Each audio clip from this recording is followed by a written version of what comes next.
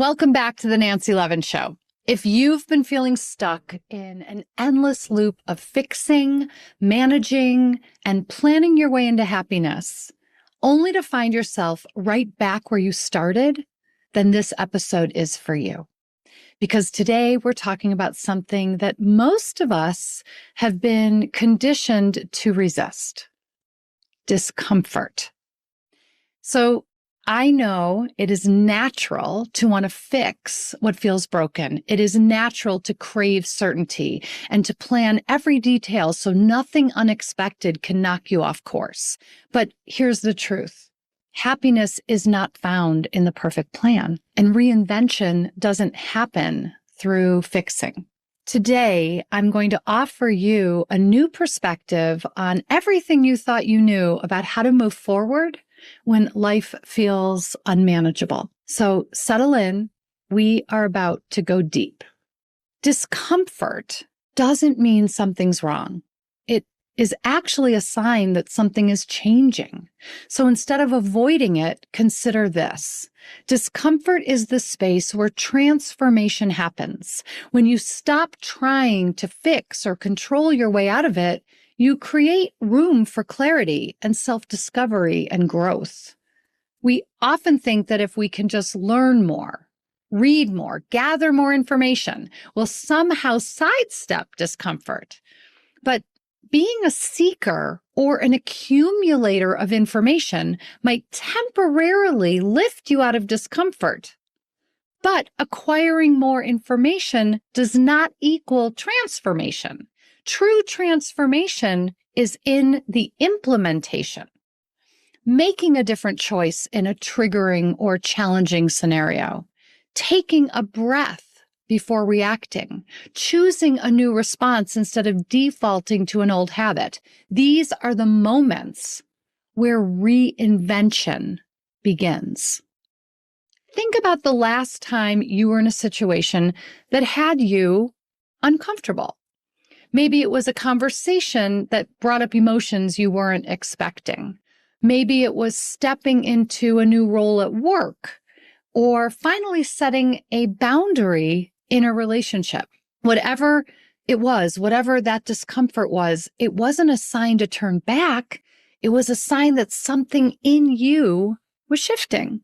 And the more we embrace discomfort as a doorway instead of a danger, the more we allow ourselves to grow.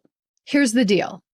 Extra productivity and planning everything to a T can be a response to uncertainty and give a false sense of control, especially during a time of transition in life.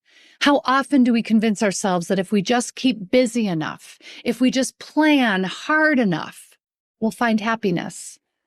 We say to ourselves, once I get that next certification, I'll finally feel confident. Or once I take that dream vacation, I'll finally feel relaxed. Or once I find the right person, my life will fall into place. But the truth, another certification, promotion, vacation, another new person, another seminar won't bring you lasting happiness. In fact, planning everything to a T can lead to more unfulfillment because we never allow ourselves to fully learn how to go with the flow when life throws an unexpected curveball. Instead of over-planning and over-controlling, what if you allowed yourself to trust? What if we release the need to micromanage every outcome and instead got curious about what life was teaching us in real time? What if instead of trying to force certainty, we embraced the unknown with openness? The discomfort of not having a perfect plan is often where our most profound breakthroughs happen.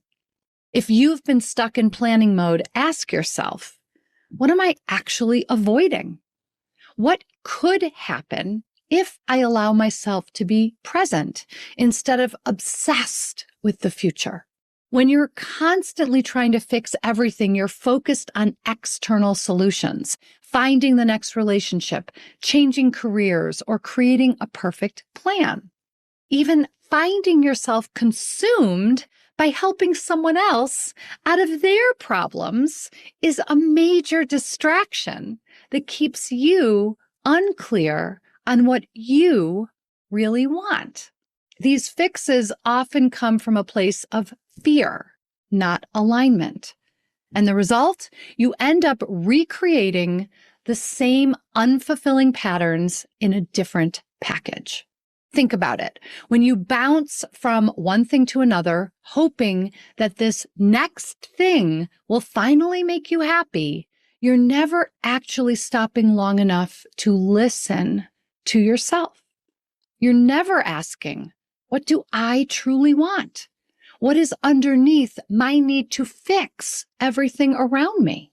When we stop trying to fix, we create space to listen. And in that space, we often realize that what we truly desire isn't more control, it's more trust in ourselves. If you've been caught in this cycle, I invite you to pause, to stop looking outward for the next solution and instead look inward for the truth that has been waiting for you all along. True reinvention requires turning inward instead of outward. And so this week, when you find yourself challenged by circumstances out of your control, instead of asking, what can I do to fix this? Ask, what do I need to feel whole again? This shift in focus allows you to rebuild your life from a place of authenticity, not desperation. When we stop trying to fix and start honoring what we need, our choices become crystal clear. We move from reacting to responding, from controlling to trusting, from avoiding to embracing. And this is where reinvention roots in. And if you need more in-depth support with reinventing your life after a big transition, or if you feel on the verge of an inevitable transition, I have opened a few spaces to coach you personally one-on-one so you can turn a tough transition into your greatest transformation and the very best version of you yet. Simply visit nancylevin.com/talk to schedule a time for us to connect. Remember, you do not have to fix your way into happiness. You don't have to control every detail of your life to feel safe. You just have to be willing to meet yourself in the discomfort and trust that your reinvention is already unfolding.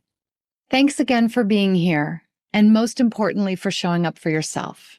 And please remember, if you want support one-on-one, I am here for you.